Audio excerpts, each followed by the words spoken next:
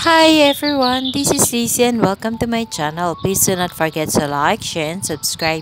For today's video, aayusin natin yung isang bisin dun sa harap ng bahay. So, I'm planning to put this purple light from leaf propagation. Yes, galing sila sa leaf propagation ko. So, it took me 6 months to let them grow that big. So, sabi ko nga sa inyo, ang leaf propagation is para lang sa mga taong matyaga at mahaba ang patience. So, napakatagal nilang lumaki pero worth it naman. So, ayan, ang dami na nila. So, meron pang iba, kaya lang hindi ko na-videohan. Ito yung basin na ayusin natin. Katabi siya ng malaking na basin. So, we have to remove everything on the spot except yung afterglow natin. So, yung afterglow, stable na kasi siya. So, purple din yung color niya. So, I think it align if itatabi ko siya sa mga purple delight. Kaya, hindi ko na siya tatanggalin. So, marami akong leaf propagation dito ng Myrinae and Mendoza. Kukunin ko din sila kasi sayang. So, ito yung blue cloud natin. So, ayan, kasi ulan ng ulan. Malapit na siya mag-stem rot. So, ayusin ko siya maybe tomorrow. So, for now, i-uproot ko muna sila. In-uproot ko din yung Hercules, yung cactus. Meron din tayong compactum. And then, ang dami kong nakuhang dried leaves ng afterglow. And, ayun nga, katulad na sinabi ko kanina, may mga leaf propagation tayo ng Mendoza. And then, ito yung compactum. And lastly, nandito yung ating string of buttons. So, yung string of buttons, halos mamatay na siya. So, kaya, nag-decide din ako na kailangan ko talaga siyang alisin dito. So, we soften the soil kasi hindi naman matigas yung soil. Soft naman siya at saka very loose yung soil natin. So, I'm planning to add more pumice stone. First, nakakita ko ng konting ants. So, let's put a generous amount of cinnamon. And then, let's add pumice stone na hindi siya mango size. Yung mas maliit pa siya sa mango size. Yung seller kasi na binilhan ko sa Lazada is nagkamali. Ewan ko ba, lagi naman ako bumibili sa kanya ng mango size.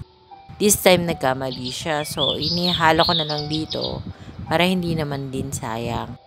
Magagamit naman siya kaya na mas preferred ko kasi ang mango size. So, let's add another medium pot ng pumice stone para more gritty and wall draining yung ating potting mix kasi rain or shine area to. So, ulan ng ulan, hindi pa tapos yata ang tag-ulan dito sa amin sa Silang Cavite kasi halos everyday umuulan. Matagal ko nang pinlanong ayusin to so hindi ko maayos-ayos kasi ulan ng ulan. So, medyo umaraw. Actually, medyo basa yung potting mix nung basin. So, okay lang yan. Kasi basa rin naman yung ipapat ko na purple delight kasi galing nga din siya sa veranda area. So, gustong-gusto ko na talaga siyang ayusin. So, I'm taking the risk na hindi naman siguro sila mag-stem rot kasi well-rooted naman sila doon. Hindi naman siya stem cutting. Mas prone kasi sa stem rot yung mga cuttings kesa sa mga ganitong leaf propagation o yung may mga roots. So, ganyan lang yung gagawin natin. I-uproot natin from the pot kung saan natin sila pinopagate. And then, I'm getting all the babies also. At saka yung mga leaf na nahulog. So, medyo dull pa yung color niya kasi nasa bright shaded area lang doon sa veranda area yung mga purple delight nito. So, hopefully, maging successful tayo sa ating gagawing basin ng purple delight at mabuhay sila, lumago at maging maganda.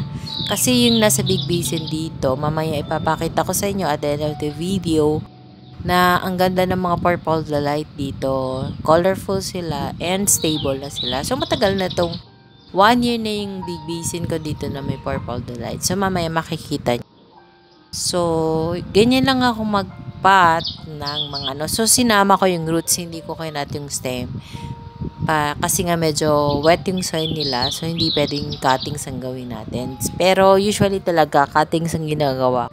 But this time, sinama ko yung roots kasi from leaf propagation siya. So, stable na yung roots and wet din yung soil. So, okay lang yan. Hindi naman masyadong prone sa root rot pagka mga ganito. And beside, medyo dry naman yung nasa basin. Ang wet lang talaga yung galing sa pot. So, I'm planning to make this big basin full of Purple Delight propagation. Lahat ng propagation na ilalagay ko dito comes from leaf propagation. So, yung Purple Delight, napakabilis niyang i-leaf propagate. If you have a pot of Purple Delight, just remove the lower leaf ng Purple Delight and then put it in the pot kung saan siya nakatanim o kahit saan mo ilagay, ipato mo lang sa table. Magproproduce talaga siya ng baby. Just make sure yung leaf na kinuha nyo has a clean cut. So, clean cut meaning talagang maganda yung pagkakatanggal nyo dun sa stem.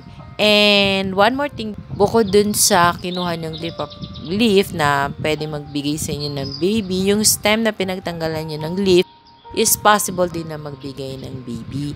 So, I have Purple Delight also in my veranda area. And meron din dito sa may front yard ko nga na nakalagay sa big basin, which is yung katabing basin na nakikita nyo right now sa video. So, naglagay ako ng cinnamon kanina and it's plenty kasi medyo may konting ants. So, naisip ko, lagyan ko na lang na cinnamon instead of tanggalin ko yung soil and palitan kasi napakalusong soil and well-draining yung soil na nilagay ko dito before.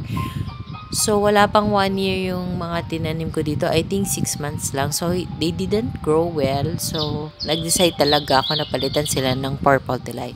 So, yung Purple Delight is somewhat nagtitrill din sila. So, maganda yan pag humaba din. So, let's just hope and pray na maging stable sila dito. So, I don't use any Starkle G. So, I just use cinnamon for pest. Kasi ayaw ng ants ang amoy ng cinnamon. So, eventually, aalis din sila dyan sa pot or sa basin na to.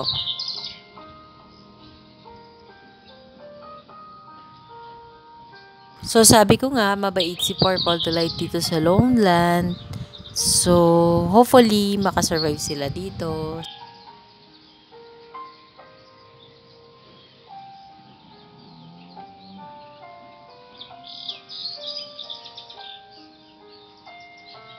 Since parang rainy season pa dito sa Cavite area, so dinamihan ko talaga ng pumice stone para well draining siya. Kahit maulanan siya mamaya, I am confident enough na makakasurvive sila. So, let's see in the next coming weeks. I-update ko naman kayo.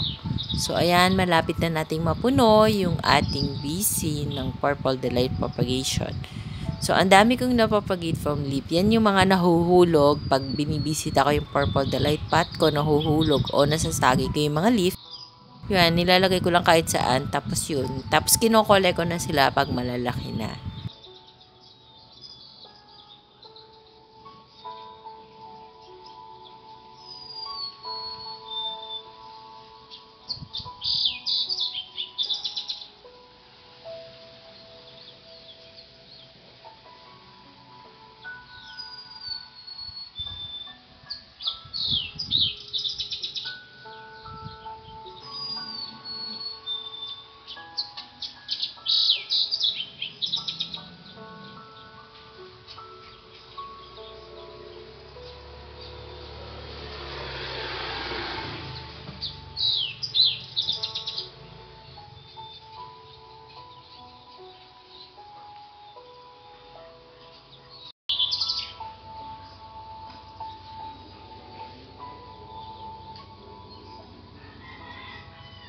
So, I decided to put more toppings ng pumice stone kasi nag-worry nga ako kasi makulimlim na naman. I guess uulan. So, to make it more draining, I put toppings na pumice stone on top para hindi ma-overwater yung ating mga bagong tanim na Purple Delight dito sa basin na to. So, we're finally done. Let's have a final and closer look of the Purple Delight that we have potted in the big basin.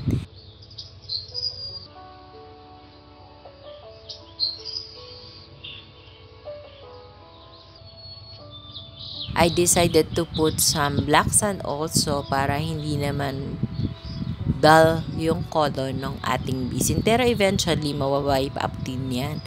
So, I'll just update you kung after 2 weeks kung anong nangyari sa kanya.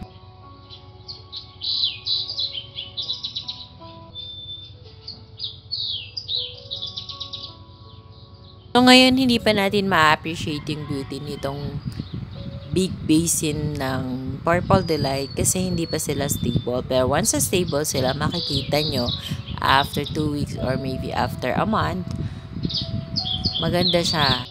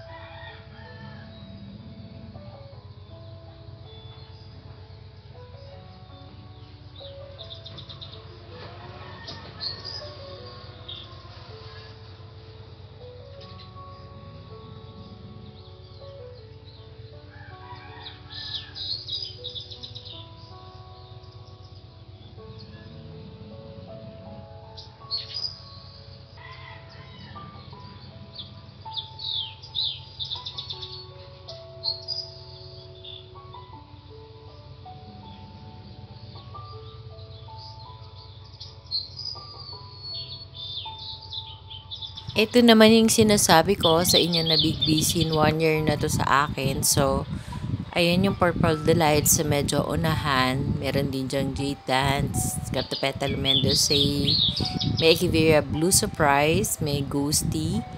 So, ayan.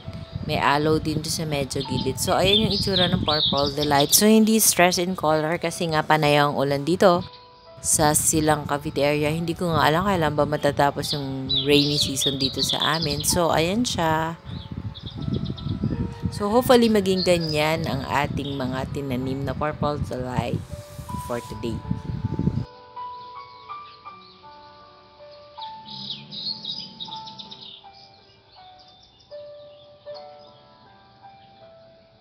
So that's all for today's video, guys. I hope you like my sharing for today. Thank you for watching. Please do not forget to subscribe and share my video to your family, friends, and relatives. Bye for now. See you on my next video. Bye. God bless us all. Bye.